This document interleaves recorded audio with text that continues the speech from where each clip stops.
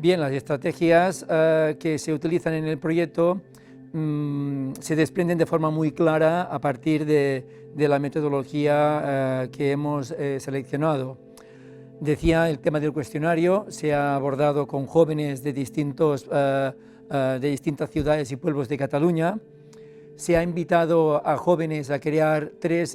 cuatro grupos en distintas ciudades y pueblos, tanto de Cataluña como también del resto de España. En Madrid también se ha configurado un grupo en los que los jóvenes han decidido, a partir de un material mínimo inicial que se les ha proporcionado, de qué forma querían profundizar en el concepto de empoderamiento, qué herramientas querían utilizar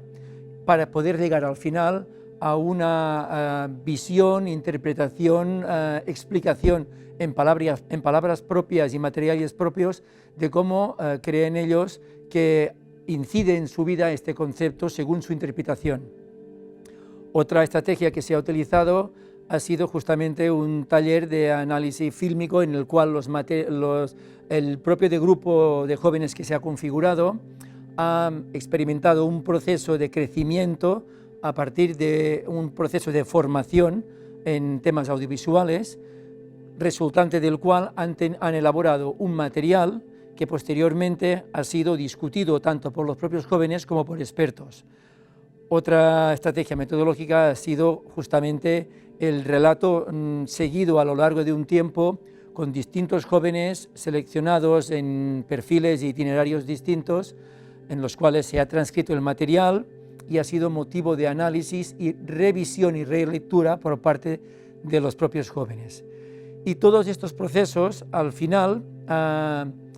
se han mezclado y han sido triangulados con una lista, con una batería de indicadores que el propio equipo de investigación ha ido configurando a lo largo del proceso.